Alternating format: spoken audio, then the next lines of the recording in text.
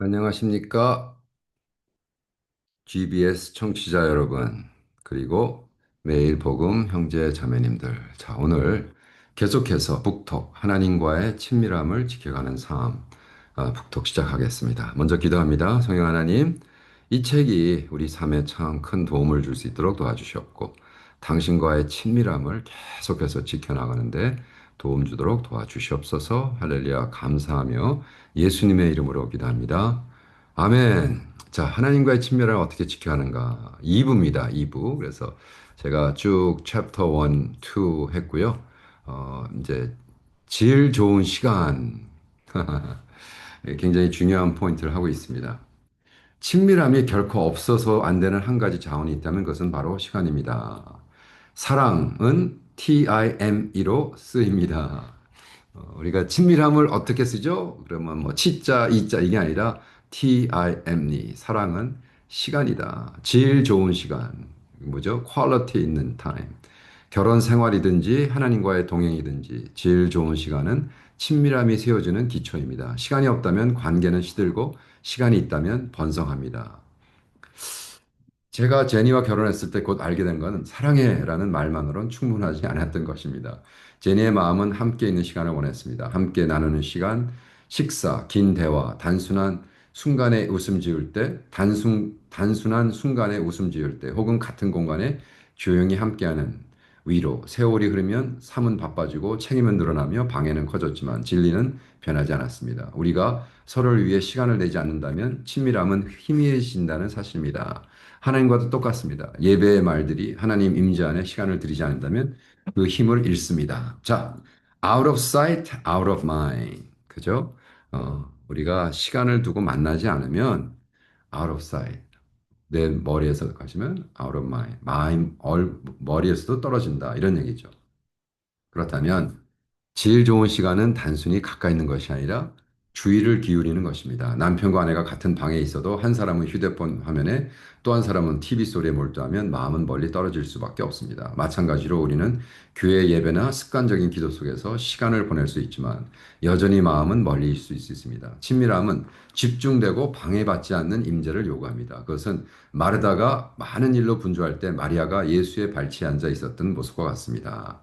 예수님께서는 마리아가 가장 필요한 것을 택했다고 칭찬하십니다. 그분과 온전히 함께 있는 것. 저와 제니가 친밀함을 유지해온 방법도 의도적인 리듬을 만드는 것입니다. 매주 데이트, 매월 함께하는 휴식, 그리고 매일 아침 커피나 산책 같은 작은 습관들. 이 습관들이 우리의 사랑의 불씨를 지켜줍니다. 하나님도 비슷합니다. 저는 매일의 경건, 주간 안식일, 월간 영적 퇴수, 그리고 영적 퇴수, 수양회, 퇴수라는 것보다는 수양회가 더 좋겠죠. 제가 지금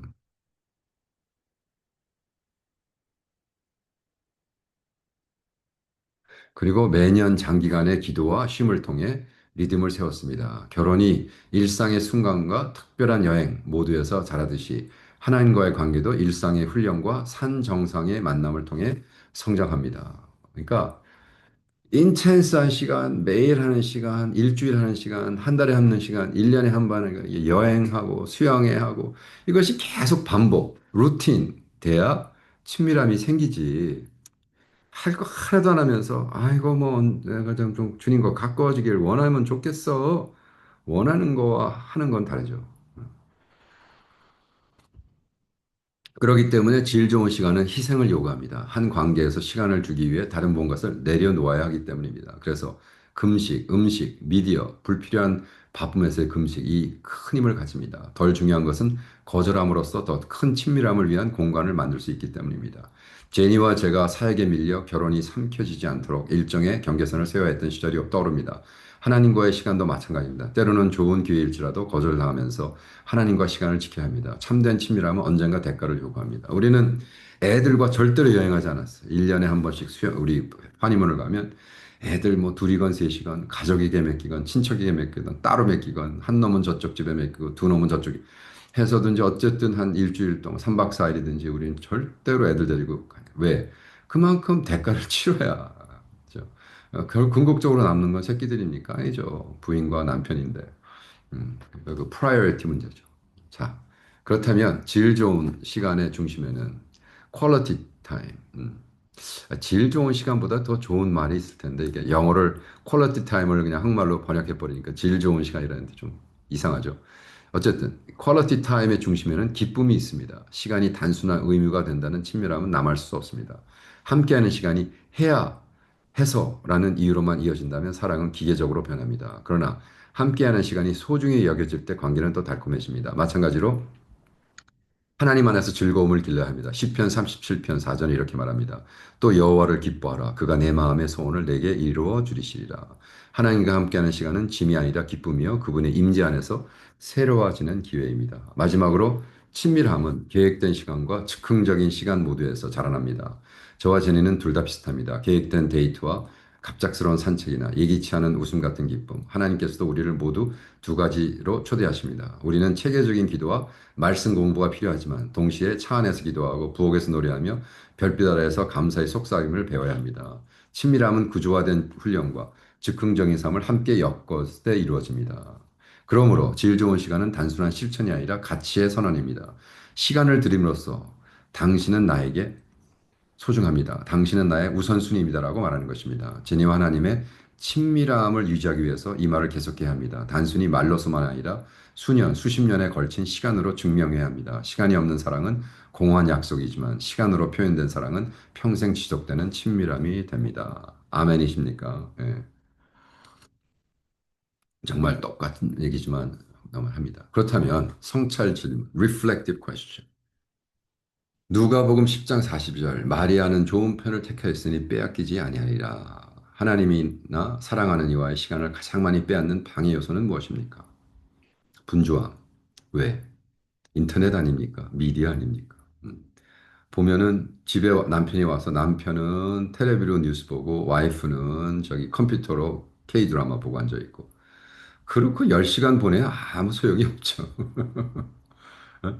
그냥 K 드라마를 보려면 같이 보고 뉴스를 보려면 같이 보고 같이 대화하고 이거 어떻게 생각해? 난 이렇게 생각해. 아 그렇구나. 나는 이런데.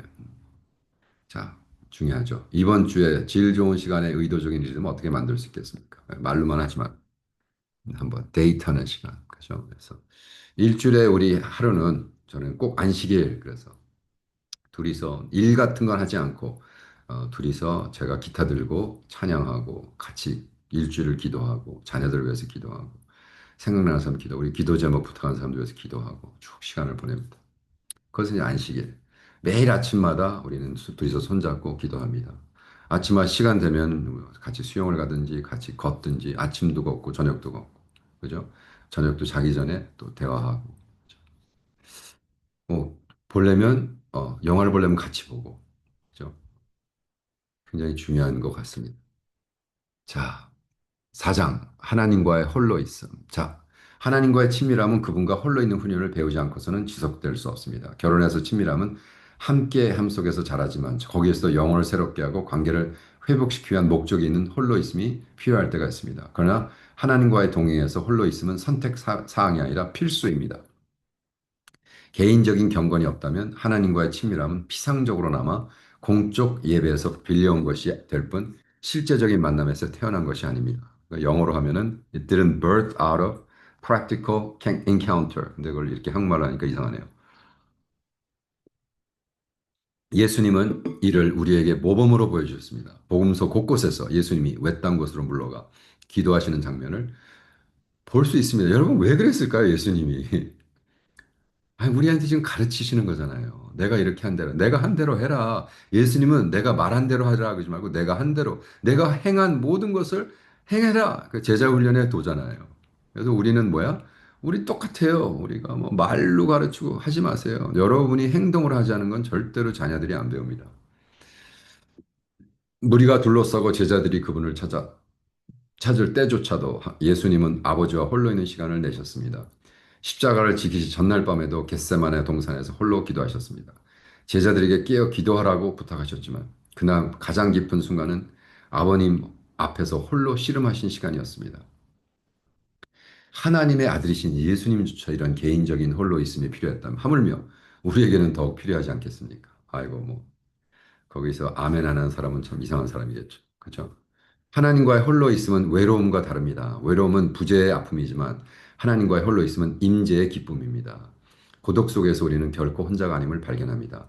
사람들의 소음과 미디어의 방해로부터 떨어져 조용히 머무는 시간 속에서 우리는 하나님의 속삭임을 더욱 선명히 듣습니다. 너희는 가만히 있어 내가 하나님을 알지어다. Be silent and know that I am God. 거기서 silent를 listen, 그죠? 너희는 listen, 내가 하나님을 know. 그 고요함이 마음을 열고 친밀함을 이끌어갑니다. 여러분, 제가 이 친밀함을 가르치면서 21일 금식을 가르치거든요. 21일 금식을 하면서 드라마 보지 않고 인스타그램 하지 않고 유튜브 보지 않고 그 시간에 성경 읽고 책 읽고 혼자 조용히 1시간 정도 묵상하면서 하나님, 제가 이렇게 그 노트 하나 딱 들고 와서 하나님, 제가 지금까지 살았는데 어떻게 단어가 뭐입니까? 뭐를 보여주십니까? 말씀해 주세요. 자꾸 뭐 먹고 싶은 생각 들고 이제 그걸 지나야겠죠. 그 잡음을. 그 다음에 깊숙한 곳에서 하나님이 음성을 들려주시고 말씀하실 겁니다. 확신합니다. 실제로 하나님과의 홀로 있음을 길러내면서 의도성과 훈련이 필요합니다. 저에게는 종종 하루의 요구가 몰려오기 전에 이른 아침 시간을 따라 내놓는 것입니다. 때로는 몇 시간에도 조용한 곳에 머무는 장시간의 영적 퇴수였을 때도 있었습니다. 또한 덜 중요한 방해 요소를 거절하는 것이 필요합니다. 휴대폰이 울리고 스크린이 끊임없이 빛나는 이 세상에서 하나님께 드릴 수 있는 가장 큰 친밀함의 행위 중 하나는 미디어 금식입니다. 소음을 꺼버리고 하나님의 음성을 듣기 위해서. 제가 미디어 금식을 정말 많이 가르치고 책도 쓰고 막큰 교회에 가서 젊은이들이랑 21일 동안 같이 금식도 해보고 저는 뭐 1년에 몇 번씩 합니다. 3월 달에도 하고 지금 10월 달에도 하고 또 7월 달에도 하고 뭐 거의 한 달에 한 번 걸쳐서 21일 미디어 금식을 하고 있습니다. 해보세요. 저는 왜 하나님과 친밀하지 않을까요? 아이고, 뭐 맨날 바람 피는 것처럼 세상에 나가서 뭐 이것저것 뭐 다 관계하면서. 그 하나님이 그러죠. 아이고, 내가 친밀해질 수가 없어, 쟤는. 예. 너무 바람을 펴. 그죠? 그런 거예요. 세상 거 듣고, 세상 노래하고, 세상 거 한 다음에 그냥 식사 기도 때 15초 하는 거 주님 식사 기도하고 하루에 3번 15초씩 해서 45초 하고 그 다음에 3시간, 4시간은 세상에 주고 어떻게 하나님과 친밀해질 수가 있겠습니까? 말이 안 되는 거죠. 예, 그거는 정말 어려운 말로 그죠? 사실 후한무치한 겁니다. 후한무치 뻔뻔한 거죠. 날씨 두껍고 뻔뻔하고 부끄러움을 보는 후한무치한 사람처럼 되지 말고 시간을 주님 앞에 드리는 우리 되기를 축원합니다. 결혼에서도 마찬가지입니다. 저는 제니와 저와 함께하는 시간이 가장 달콤한 때는 방해받지 않을 때라는 것을 알게 되었습니다. 핸드폰 없이 나누는 식사, 서두르지 않은 산책, 외부의 요구가 없는 주말, 퇴수. 이러한 순간들이 퇴수가 wasted time이라는 것 같아요. 그죠? 퇴수가 맞는지 한번 나중에 찾아볼게요. 이러한 순간들이 우리의 관계를 더 깊게 합니다. 하나님과도 동일합니다. 진정한 홀로 있음은 멀티태스킹 할 수 없습니다. 전인격적이고 전심으로 집중해야 합니다. 그렇지 않으면 하나님과의 관계는 피상적이 되고 공적 신앙 표현만 남은 채 개인의 깊은 샘은 말라버릴 위험이 있습니다. 그러나 하나님과의 홀로 있으면 항상 편안하지는 않습니다. 고독 속에서 가면이 벗겨지고 우리는 우리의 참된 자아와 마주하게 됩니다. 이것이 많은 사람이 고독을 피하는 이유입니다. 침묵은 드러내는 듯한 불편함을 줄 수 있습니다. 그러나 바로 그곳에서 친밀함이 시작됩니다. 아담과 하와가 벌거벗었으나 부끄러워하지 않았던 것처럼 고백이 흘러나오고 눈물이 저절로 흘러내리며 우리의 마음은 군중 속에서 경험할 수 없는 방식으로 부드러워집니다. 하나님과의 홀로 있음은 치유가 뿌리 내리는 자리입니다. 아멘이십니까? 이렇게 교회의 역사 속에서도 성도들은 고독의 능력을 증언하였습니다. 사막의 교부들은 사람들을 싫어해서가 아니라 하나님과 방해받지 않는 교제를 갈망하며 광야로 물러갔습니다. 마르틴 루터는 너무 바쁘기 때문에 오히려 더 기도해야 한다고 말하며 하루에 몇 시간씩 하나님과의 고독에 전념했습니다. 친밀함은 이러한 숨겨진 순간 속의 사람이다. 사람에게는 보이지 않지만 은밀한 중에 보이는 하나님께 깊이 알려지는 시간입니다. 만약 질 좋은 시간이 친밀함의 넓은 기초라면 홀로 있음은 그 비밀의 방입니다. 그것이 없다면 친밀함은 피상적으로 남습니다. 그러나 그것이 있다면 친밀함은 깊은 뿌리를 내립니다. 부르심은 분명합니다. 소음을 떠나십시오. 방해 요소를 금식하십시오. 가장 사랑하는 그분과 함께하는 고독을 마련하십시오. 하나님과의 홀로 있음의 친밀함은 단지 유지될 뿐 아니라 새롭게 되며 영혼은 진정한 안식을 찾습니다. 우리 성찰해 볼까요? 너희는 가만히 있어 내 하나님됨을 알지어다. 영어로는 Be still and know that I am God.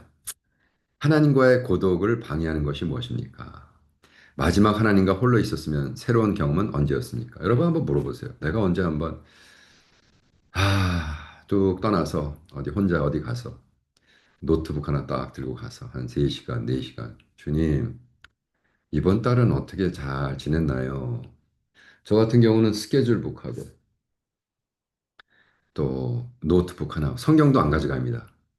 가서 뭐 좋은 이게 뭐 어디 꼭 수양회를 올라가고 많은 사람들이 저는 수양회 갈 시간이 없고 누가 두세 시간 수양회 가래요. 그냥 어느 몰에 가도 되고 어느 쇼핑 저기 뭐야 카페를 가도 되고 공원에 가도 되고 뭐 그냥 가서 혼자 조용히 막 사람들이 왁자지껄 해도 좋아요. 근데 내가 코너에서 혼자 앉아 있으면 한 서너 시간을 그냥 끄적대는 거예요. 주님 자꾸 뭐 옆에 거 쳐다보고 막뭐이 사람 뭐 하나 이건 뭐 하나 이러지 말고 그냥 몰입, 그죠? 말씀 딱 하나만 갖고 가서 몰입해도 좋고, 한 달을 하고, 저 같은 경우는 한 달에 한 번씩 수양회를 하고, 일주일에 한 번씩, 그죠? 하고, 1년에 한 번씩. 그러니까 이러한 어떤 체계적인 하나님과 홀로 있는 시간을 만드는 것, 얼마나 중요한가. 하루에도 뭐 몇 시간씩, 그죠? 이런 것이 되면 하나님과의 친밀함이 우리의 삶 속에 일어날 것입니다. 하나님 앞에서의 벌거벗음, 5장. 친밀함의 가장 강력하면서도 어려운 측면 하나는 어, 어이구 넘어갔네요. 하나님 앞에서 벌거벗음. 친밀함의 가장 강력하면서 어려운 측면 하나는 취약성입니다. 취약성. 결혼해서 제니와서는 서로에게 숨긴다는 친밀함은 불가능하다는 것을 배웠습니다. 알려주고 사랑받으면 위험이 필요합니다. 약함을 드러내고 실패를 고백하며 두려움을 인정하는 위험. 그러나 가면이 벗겨질 때 비로소 진정한 가까움이 자랍니다. 하나님과의 동행에서도 마찬가지입니다. 친밀함은 우리가 하나님 앞에서 벌거벗는 것을 요구합니다. 창세기 2장 25절에 이렇게 기록합니다. 아담과 그의 아내 두 사람이 벌거벗으나 부끄러워하지 아니하리라. 이 구절은 단지 육체적인 벌거벗음만을 하는 것이 아니라 서로와 하나님 앞에 장벽이 없는 관계를 의미합니다. 숨김도 가장도 부끄러움도 없었습니다. 그러나 죄가 들어온 이후 아담과 하와는 무화과 잎으로 몸을 가리고 나무 사이에 숨어버렸습니다. 그때부터 인류는 가리려는 본능과 씨름하며 살았습니다. 우리는 거절당할까 봐 두려워하기 때문에 심지어 기도 속에서도 가면을 쓰고 합니다. 그래서 기도할 때 막 종교적인 말로 뭐 무서워 뭐 하시고 어쩌고 하시고 저쩌고 저쩌고 이거 왜 저러는지 몰라 나는. 왜 장로님들 왜 그렇게 기도하는 이상한 거를 누구한테 배웠는지. 그냥 뭐 종교적인 기도가 영적인 기도라고 착각을 해가지고 또 막 줄 써와가지고 뭐 어쩌고 저쩌고 다 하는 얘기 계속하는지 한심할 때가 많습니다. 그러나 하나님과의 친밀함은 정직함을 요구합니다. 하나님은 우리가 말하기 전에 이미 우리의 생각을 아시고 고백하기 전에 이미 우리의 죄를 아시며 인정하기 전에 이미 우리의 두려움을 아십니다. 하나님 앞에서 꾸미는 것은 어리석고 지치게 합니다. 하나님 앞에서 벌거벗는다는 것은 방어를 내려놓고 변명을 멈추며 그분의 시선이 우리의 모든 것을 살피도록 허락하는 것입니다. 하나님이여 나를 살피사 내 마음을 아시며 나를 시험하사 내 뜻을 아소서. 아옵소서 내게 무슨 악한 행위가 있나 보시고 나를 영원한 길로 인도하소서. 아멘. 너무나 좋은 말씀이죠. 시편 139편 23절부터 24절 말씀입니다. 한번 나중에 찾아보고 묵상하세요. 시편 139편 23절에서 24절 말씀입니다. 다시 한번 읽어드릴게요. 하나님이여 나를 살피사 내 마음을 아시며 나를 시험하사 내 뜻을 아옵소서. 내게 무슨 악한 행위가 있나 보시고 나를 영원한 길로 인도하소서. 아멘. 제 삶 속에서 가장 친밀한 순간 일부는 제가 영적으로 보이려는 노력을 멈추고 날 것 그들의 마음을 쏟아 놓을 때였습니다. 다윗이 시편에서 그런 것처럼 저는 분노로 부르짖기도 했고 수치스러운 죄를 고백하기도 했으며 의심을 토로하기도 했습니다. 이상하게도 그 순간들은 거절의 시간이 아니라 더 깊은 포옹의 시간이었습니다. 하나님의 사랑이 바로 제 약함 속에서 저를 만났습니다. 요한 1서 1장 9절의 약속. 만일 우리가 우리 죄를 자백하면 그는 미쁘시고 의로워서 우리 죄를 사하시며 우리의 모든 불의에서 깨끗하게 하실 것이요. 아멘. 만일 우리가 우리 죄를 자백하면 회개하면 그는 미쁘시고 의로우사 우리 죄를 사하시며 우리의 모든 불의에서 깨끗하게 할 것이다. 이건 교리가 아닙니다, 여러분. 이걸 경험하셔야 돼요. 실제 경험하셔야 돼요. 너무나 좋은 말씀이네요. 하나님 앞에서 벌거벗는다는 것은 우리의 욕망까지도 가져가는 것을 의미합니다. 많은 그리스도인들이 거룩해 보이는 기도만 하나님께 드리려 하고 진짜 갈망은 숨깁니다. 그러나 친밀함은 욕망 속에서도 정직함을 요구합니다. 우리의 여과되지 않은 마음은 그분 앞에서 내려놓을 때 하나님께 그 욕망을 새롭게 다듬으십니다. 억누르는 것은 오히려 하나님과의 거리를 만듭니다. 결혼에서도 제니와 저는 성공담을 나누는 것이 아니라 실패를 고백하는 것을 통해 친밀함이 깊어진다는 것을 배웠습니다. 제가 그녀를 아프게 하거나 실망시켰을 때 또 그녀는 우선순위에서 밀어냈지만 겸손히 인정하고 고백해야 했습니다. 그 고백들은 아프지만 더 깊은 신뢰의 문을 열었습니다. 하나님 앞에서 고백도 마찬가지입니다. 죄를 드러내는 행위가 하나님의 은혜로 그것을 덮게 합니다.